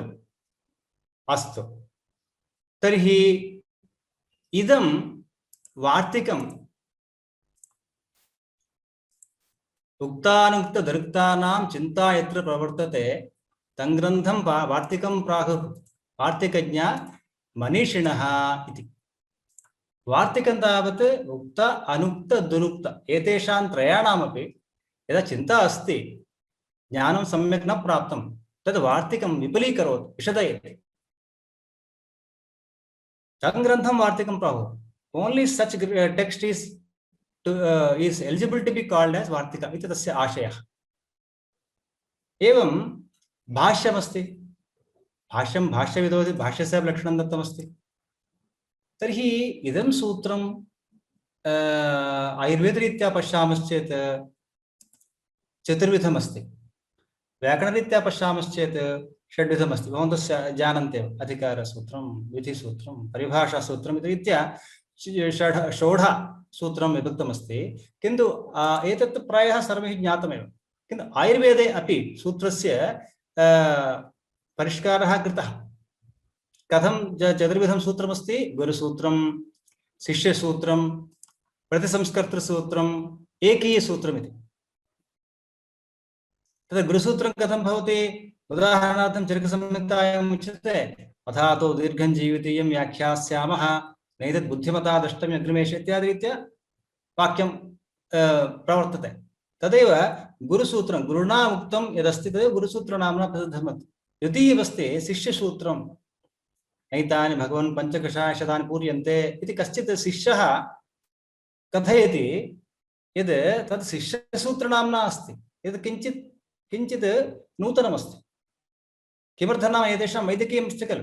केवलं तत्त्वज्ञानं न तत्त्वज्ञानेन सह शरीरज्ञानं शरीरविज्ञानमपि यतैः मानसिकं शारीरिकं च ज्ञानम् अत्र अस्मिन् वैद्यकीयपरामर्शमिति कृत्वा तत्र एतादृशवाक्यानि शिष्येणापि कल्पयितुं शक्यन्ते शिष्यसूत्रमिति तत् अङ्गीकृतं शास्त्रे तृतीयमस्ति प्रतिसंस्कर्तृसूत्रम्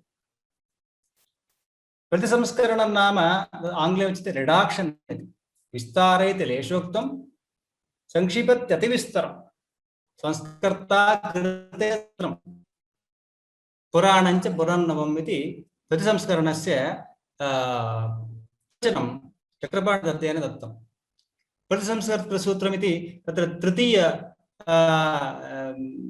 तृतीयः प्रकारः चतुर्विधसूत्रे आयुर्वेदानुसारं यथा उवाच भगवान् धन्वन्तरिः इति तत्र स्वकीयानि वाक्यानि तत्र आयुयितुं शक्यन्ते प्रतिसंस्करणसन्दर्भे एतद् किमर्थं वदामि नाम आधुनिककालेपि शोधसन्दर्भे अयं विषयः अत्यन्तम् उपपन्नः अस्ति चतुर्थः सूत्रमस्ति एकीयसूत्रम् एकीयसूत्रं नाम प्रायः एकेन गणेन एकेन वृन्देन अयं विषयः अङ्गीकृतः तद् सार्वजनिकः विषयः नास्ति अत एव एतत् चतुर्थं सूत्रमस्ति एकीयसूत्रमिति एवञ्च अग्रे यदा भवन्तः एतद् विषये विचारं कुर्वन्ति एकः पादः अथवा एकं प्रकरणं मिलित्वा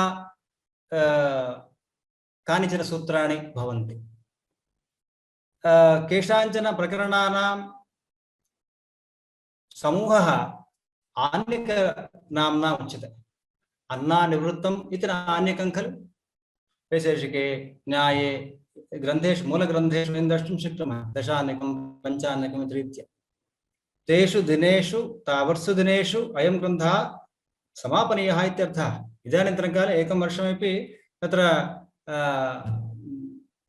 तत्र किम् असमग्रं भवति अस्माकं कार्यस्य समापनार्थं केचन कानिचन आन्यकानि मिलित्वा अध्यायं कल्पयन्ति एवञ्च सम्पूर्णशास्त्रे एते अध्यायाः विद्यन्ते रीत्या यदा वयं प्रबन्धे ग्रन्थनिर्माणं कर्तुम् इच्छामः विषयस्य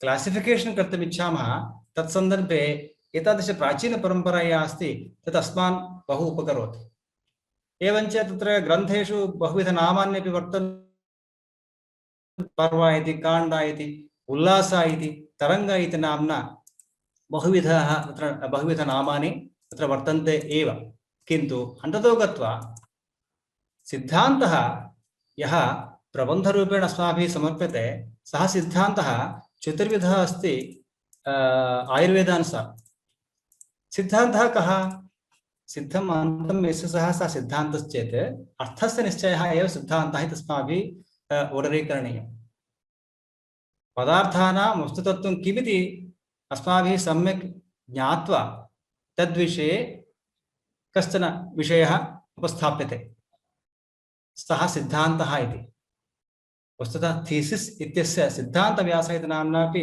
व्यवहारः एषु दिनेषु वर्तते विषयस्य जिज्ञासा ज्ञातः अनुसन्धानमपि कृतम् अग्रे तस्य सिद्धान्तत्वे परिगणना यदा भवति तदानीव जनानां तस्य आदरः नो तावत्पर्यन्तं थीसिस् नास्ति तत् तावत्पर्यन्तं हैपोथेसिस् इत्येव वक्तव्यमस्ति न्यायदर्शनानुसारं सिद्धान्तः चतुर्विधः सर्वतन्त्रसिद्धान्तः प्रतितन्त्रसिद्धान्तः अधिकरणसिद्धान्तः एवम् अभ्युपगमसिद्धान्तः इति पश्यामः क्रमशः एते सिद्धान्ताः कथं भवन्ति इति यतः वयं थीसिस् इति विषये वयं चिन्तनं कुर्मः खलु अतः तत्र सर्वतन्त्रसिद्धान्तः ईदृशः अस्ति यः सर्वैः शास्त्रकारैः अङ्गीकृतः तत्र प्रायः विप्रतिपत्तिः नास्ति तस्मिन् विषये उदाहरणार्थं घ्राणम् एकम् इन्द्रियमिति बहवः अङ्गीकुर्वन्ति ऐकमत्यमस्ति अस्मिन् विषये पृथिवी एकं द्रव्यमिति बहवः अङ्गीकुर्वन्ति तद्विषये विप्रतिपत्तिः नास्ति एतादृशरीत्या सर्वेषु तन्त्रेषु सर्वेषु शास्त्रेषु यदा वयं एकमेव विषयं वैश्विकरूपेण पश्यामः सः सर्वतन्त्रसिद्धान्तनाम्ना ज्ञेयः द्वितीयः भवति प्रतितन्त्रसिद्धान्तः इति। अयं भवति उदाहरणद्वयं स्वीकुर्मः। प्रायः एकं दर्शनं साङ्ख्यदर्शनं, द्वितीयं भवति न्यायदर्शनं। तत्र आत्मा तावत् निर्गुणमिति साङ्ख्याः कथयन्ति, नैयायिकाः सगुणमिति कथयन्ति। साङ्ख्याः कथयन्ति आत्मनः कर्तृत्वं नास्ति, यथा कर्ता तावत् प्रकृतिरस्ति खलु, तत्र प्रकृतौ विद्यमानाः गुणाः तत्र पुरुषे आत्मने प्रतिफलन्ति, अतः एषः अयं स्वयं कर्ता चिन्तयति, किन्तु तत्र कर्तृत्वं नास्ति। किन्तु नैयायिकेषु तत्र अङ्गीकृतं कर्तृत्वमस्ति आत्मनः, ज्ञानाधिकरणम् आत्मा खलु।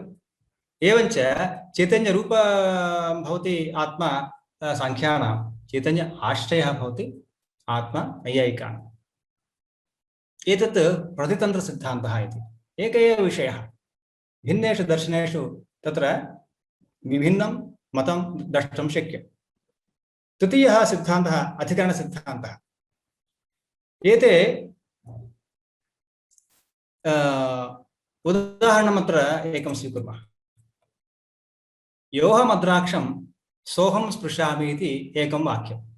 यः अहम् अद्राक्षं सः अहं स्पृशामि। एतत् कथं ज्ञायते इदं ज्ञानम्? आत्मानं विना इदं ज्ञानं कदापि नोपपन्नम्। अनेन किं भवति? इन्द्रियाण्यपि स्वयं सिद्ध्यन्ति अनेन ज्ञानेन।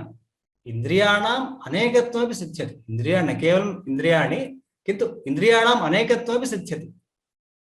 एतत् कथं नाम, इदानीं तिलादिकं स्वीकृत्य तैलं निष्पीडयामः, तस्मात् तिलतैलात् किं तत्र सिद्ध्यति?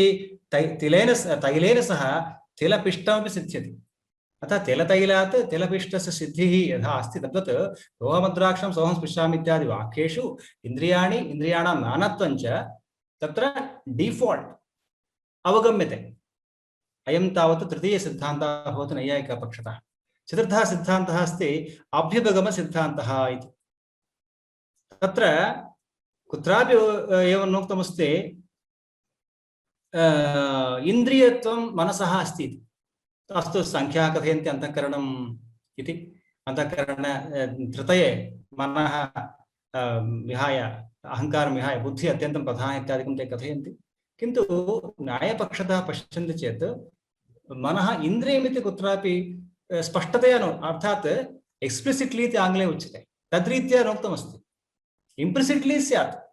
यथा कणादः सप्तमं पदार्थम् अभावं नोक्तवान्, किन्तु उदयनाचार्यादयः तत् शिष्याः किं अकुर्वन्? तस्य विरोधः नास्ति आचार्यस्य अभावविषये। अतः करणाभावात् कार्याभाव इत्यादिकं सूत्रं स्वीकृत्य अंगीकृत एव अस्ति इति तत्र सप्तमपदार्थस्य अभावम् अकल्पयन्। अत एव उच्यते अभ्युपगमसिद्धान्ते आत्मा मनसा संयुज्यते, मनः इन्द्रियेण इन्द्रियमर्थेन, ततः प्रत्यक्षमिति ज्ञानप्रक्रिया उक्ता अस्ति नैयायिकानां पक्षे। किन्तु तस्य इन्द्रियत्वं कुत्रापि नोक्तम् इति कृत्वा तद् अभ्युपगतमस्ति। अयं तावत् चतुर्थः सिद्धान्तः विद्यते। अतः यदा भवन्तः प्रबन्धनिर्माणकार्ये उपविशन्ति तत्समये कीदृशं प्रबन्धम् अहं कल्पयितुमिच्छामि, कीदृशसिद्धान्ते मदीयः प्रबन्धः गन्तुं शक्नोति इति विषयेपि चिन्ता कार्या। तत्र कार्यकारणभावः अपि अपेक्षितः अस्ति। सूक्ष्मात् स्थूलं प्रति, स्थूलात् सूक्ष्मं प्रति रीत्या इण्डक्शन् डिडक्शन् द्वयमपि भवद्भिः सम्यक् परिज्ञेयमस्ति तत्समये। एवम् एतादृशविचाराः केचन अग्रेपि वर्तन्ते। अहं प्रायः मम तृतीयभागे भाषणस्य आयुर्वेदशास्त्रात् विशिष्य रिसर्च प्रॉब्लम अनन्तरं पार्टिसिपेंट्स एवं अनन्तरं एग्जामिनेशन फैक्टर्स ऑफ रिसर्च विषये किञ्चित् उक्त्वा समापयामि। प्रायः अग्रिम 10 निमेषाभ्यन्तरे एतत् केवलं भवतां कृते एक दृष्टान्त प्रदर्शनार्थम् एक मॉडल प्रदर्शितुम् इच्छामि। प्रथमभागे मया तावत् उद्बोधनरूपेण शास्त्रीय पद्धतयः कथं वर्तन्ते इति उक्ताः। द्वितीयभागे केचन विषयाः सम्बद्धविषयाः उक्ताः। तृतीये अहम् एतद् वक्तुम् इच्छामि, वस्तुतः आयुर्वेदसदृशे शास्त्रे रिसर्च् मेथडालजि कथं द्रष्टुं शक्यते इत्यपि काचित् जिज्ञासा। तदर्थम् आयुर्वेदशास्त्रं कथम् आरब्धं? ब्रह्मा सृष्ट्वा आयुषो वेदम् आरभ्यते चरकसंहितायां। ब्रह्मा स्मृत्वा आयुषो वेदम्। आयुर्वेदं तावत् कोऽपि न रचयत्। आयुर्वेदः ब्रह्मणा स्मृतः। ब्रह्मा स्मृत्वा आयुषः वेदमिति सः श्लोकः आरभ्यते। तस्मात् ब्रह्मणः सकाशात् प्रजापतिः, प्रजापतेः सकाशात् अश्विनौ, अश्विभ्याम् इन्द्रः, इन्द्रस्य सकाशात् भरद्वाजः। इन्द्रपर्यन्तम् एका प्रक्रिया, भरद्वाजाधार प्रक्रिया। किमर्थं नाम विघ्नभूता यथा रोगाः प्रादुर्भूताः शरीरिणामिति एते सर्वेपि मुनयः, एतेषां मुनीनां ऋषि महर्षीणां नामानि चरकसंहितायां दत्तानि वर्तन्ते। प्रायः 60 अधिकनामानि तत्र द्रष्टुं शक्यन्ते। मन्ये एतद् मम मनसि एवं भाति, सर्वप्रथम अन्ताराष्ट्रीय सम्मेलनं तत् बहुभ्यः विद्वांसः ऋषयः सर्वे समागताः, समवेताः आसन् तस्मिन् अधिवेशने। किमर्थं नाम विघ्नभूता यदा रोगः प्रादुर्भूतः शरीरिणां कलियुगः आरब्धः अस्ति। जनानाम् अधर्मकारणात् अधर्म एव रोगरूपेण परिणमते। सम्प्रति काले वयं पश्यामः करोना इति। तस्य कारणं पापः। धार्मिकं यदि चिन्तयामः तद् केनचित् निर्मितं, तद् सर्वत्र प्रसृतमिति तु व्यावहारिक सत्यमस्ति। पारमार्थिकं सत्यं तावत् तत्र केवलं अस्माकं पापः रोगरूपेण परिणमते। स एव एतेषां चिन्ताविषयः आसीत् महर्षीणां सर्वेषामपि। तर्हि सर्वे तावत् टीम् लीडर् भरद्वाजमहर्षिणं चितवन्तः। तर्हि तत्र ऐकमत्यरूपेण तत्र किमपि स्पर्धा नासीत्। इदानीन्तनकाले कः नेता इत्युक्ते तत्र स्पर्धा भवेत्, राजकीये भवतु अथवा तत्र छात्रसङ्घेषु भवतु, किन्तु तत्समये ऐकमत्यमासीत्। सर्वे तावत् अङ्गीकृतवन्तः, अस्तु भरद्वाजः इन्द्रस्य निकटे गच्छेत्, गत्वा आयुर्वेदशास्त्रं तस्य अध्ययनं कुर्यात्, कृत्वा प्रत्यागत्य अत्र अस्मान् बोधयेत् इति तत्र निर्णयः स्वीकृतः। रिसल्यूशन् अस्ति। तत् किं नाम प्रोसीडिङ्ग्स् जातमस्ति, तत्पश्चात् रिसल्यूशन् स्वीकृतमस्ति तैः। तत्समये एवं रिसर्च् मेथडालजि शब्देषु तद् सः सन्निवेशः इति वर्णनीयः एवं भवितुमर्हति। अहं तत्र लिखितवान्। प्राब्लम् किं भवितुमर्हति, केषां कृते, टु हूम् इति। तद् सर्वेषां जगति विद्यमानानां सर्वेषां जनानां ये रोगपीडिताः वर्तन्ते। रोगः अस्ति चेत् सः धर्मकार्यं कर्तुं कथं प्रवर्तेत? यतोहि धर्म अर्थ काम मोक्षः इति पुरुषार्थाः। एषः अस्वस्थो भूत्वा कथं वा पुरुषार्थं साधयितुं शक्नोति? अतः शरीरम् अत्यन्तं स्वस्थं स्यात्। तदर्थं टु हूम्, कस्मै, जनानां सर्वेषां कृते। कः एतत् ज्ञानम् अददात्? देवपरम्परा, ब्रह्मा प्रजापतिः, एवं अश्विनौ, एवं इन्द्रः, एवञ्च ऋषिपरम्परा भरद्वाजादारभ्य। तत्र पुनः परम्पराद्वयं भिन्नमस्ति। आत्रेय परंपरा, धन्वन्तरि परंपरा इत्यत्र उच्यते वैद्यैः। किमिति विघ्नभूताः इति। कदा इति युगान्ते इति। युगान्ते कलियुगः तत्र इदानीमेव आरब्धः। द्वापरयुगः इदानीं अन्तं गच्छति स्म। एवं वेर्, कुत्र इति। हिमवतः शुभे, हिमवत् पर्वतस्य शुभे हिमे पर्वते तत्र एतद् अधिवेशनमासीत्। देशः कुत्र, कः, कस्मै, एते प्रश्नाः रिसर्च् मेथडालजि मध्ये अस्माभिः प्रष्टव्याः अस्मदीय प्रबन्धसन्दर्भे एव। अतः इदम् उदाहरणं तत्र दीयते। एवञ्च कया पद्धत्या इति सर्वं साधितं? ध्यानज्ञानचक्षुषा, ध्यानचक्षुषा ज्ञानचक्षुषा च। तर्हि कथम् एतत् सर्वे मिलित्वा तत्र पृथक् पृथक् कार्यम् अकुर्वन् एते महर्षयः, किन्तु किमपि साधयितुं तेषां शक्यं नासीत्। सर्वे मिलितवन्तः। इण्डिविजुवल् एफर्ट् आसीत्, टीम् एफर्ट् आसीत्। एतत् कथम् इत्यस्य प्रश्नस्य समाधानं। तर्हि एतेषां नामानि भवन्तः यदा पश्यन्ति आश्चर्यं, प्रत्येकमपि नाम किमपि तत्त्वं बोधयति। उदाहरणार्थं साङ्ख्यः इति एकः मुनिः, साङ्ख्यं नाम ज्ञानमिति किल अर्थः। एकं साङ्ख्यं योगं च यः पश्यति स पश्यति, गीता। एवं पारीक्षी इति यः सम्यक् परीक्षणं कर्तुं शक्नोति स एव पारीक्षिः। एवं लोकाक्षः इति लोक एव यः यस्मै अक्षरूपेण विद्यते सः लोकाक्षः इति। एवं वैखानसः इति, मैत्रेयः इति, सांकृत्य इति, भृगुः इति, कात्यायन इति, गालवः, शाण्डिल्यः, नारदः, पश्यन्तु एतानि सर्वाण्यपि नामानि किमपि किमपि तत्र तत्त्वं बोधयन्त्येव। नारदः इति उदाहरणार्थं नारं नाम ज्ञानं तद् ददाति इति नारदः खलु। अस्तु, तर्हि तत्र सिद्धान्तपर्यन्तं प्रवर्तनार्थं भरद्वाजः एतद् ज्ञानं प्राप्तवान् इन्द्रस्य सकाशात्। अस्तु, तर्हि एतत् सन्दर्भे एतदहं किञ्चित् पृष्ठे गत्वा वक्तुमिच्छामि। यदा भवद्भिः कश्चन विषयः प्रतिज्ञातः रिसर्च् स्टेट्मेण्ट् नाम्ना, तस्य आधुनिकपद्धतौ नल् हैपोथेसिस् एकः विषयः वर्तते। नल् हैपोथेसिस् नाम एतत् कार्यं न भवति इति सर्वदा नेगेटिव् एव तत्र उच्यते, नकारात्मकता तस्मिन् विद्यते।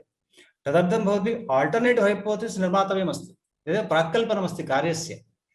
तर्हि पूर्वकृतस्य प्रतिज्ञायाः हानिः जायते, तदेव उच्यते प्रतिज्ञाहानिः। तर्हि पुनः नल् हैपोथेसिस् निरस्तं भवद्भिः आल्टर्नेटिव् हैपोथेसिस् निर्माय तदर्थं कार्यं करणीयम्। एतत् सर्वं तावत् प्रायोगिकरूपे अधिक सन्दर्भे आयाति।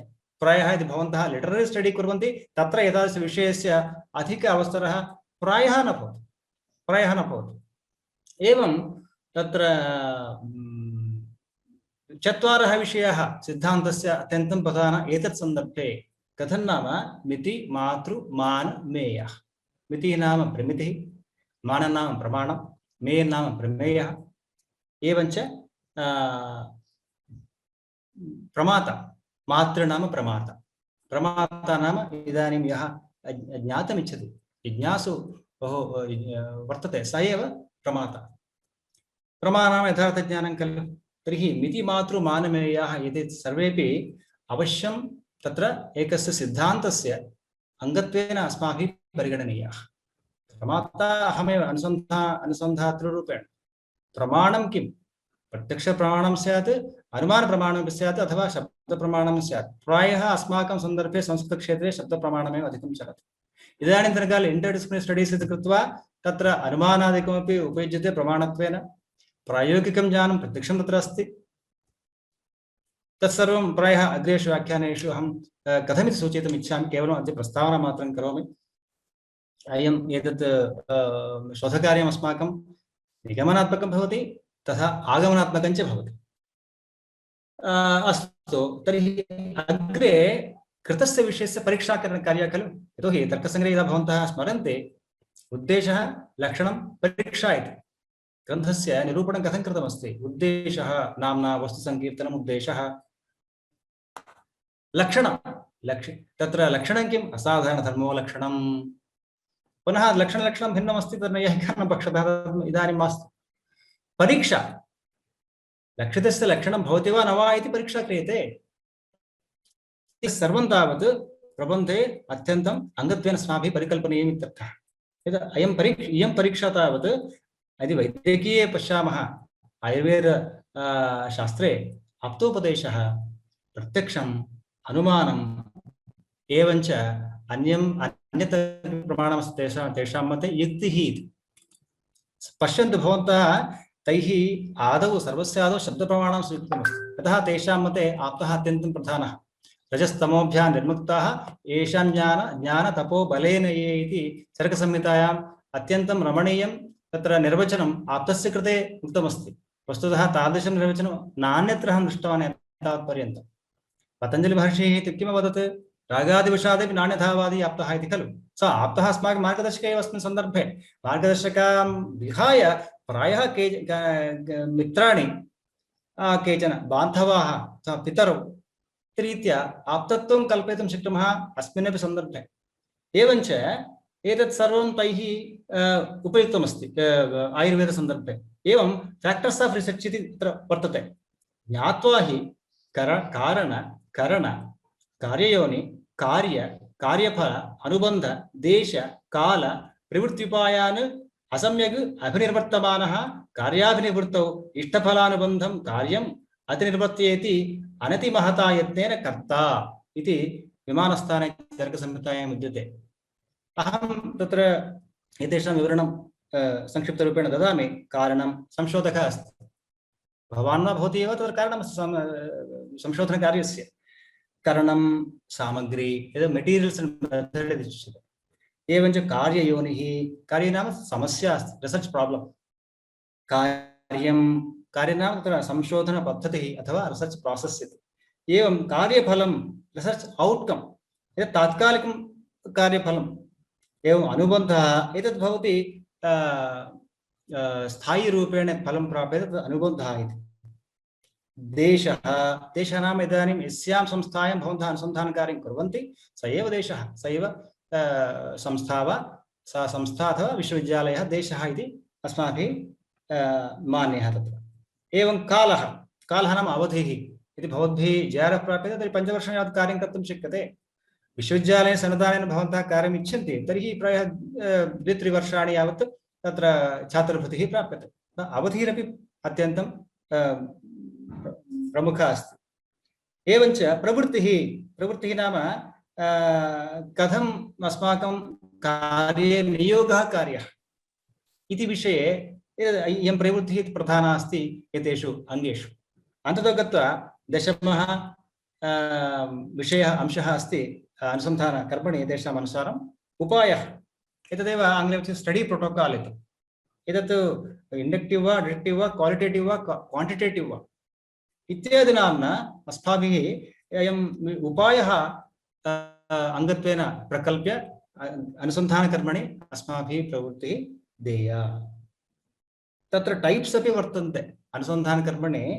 शास्त्रपरीक्षा अस्ति, द्रव्यपरीक्षा अस्ति, योगपरीक्षा अस्ति, चिकित्सापरीक्षा अस्ति। वैद्यकीयानुसारं यद्येव अस्माभिः अन्यत्र अन्यथा कल्पनीयमस्ति तदनुरोधं तैः कश्चन विषयः प्रस्तुतः, तद्विहाय अपि अस्माभिः अस्माकं शास्त्रे अनुरोधं सब्स्टिट्यूशन् कर्तुं शक्यते इत्यर्थः। विद्या वितर्को विज्ञानं स्मृतिः तत्परता क्रिया यस्यैते षड्गुणास्तस्य न असाध्यमति वर्तते इति उच्यते आयुर्वेदे। विद्या वितर्कः विज्ञानं स्मृतिः तत्परता क्रिया। आदौ अस्माभिः चिन्तं श्रद्धा इति, आदौ चिन्तं तद्विद्य प्रणिपातेन इति। तेन सह एतेऽपि गुणाः समाहिताः अस्मासु तर्हि वयं तावत् समीचीन संशोधक छात्रत्वेन भवितुं शक्नुमः।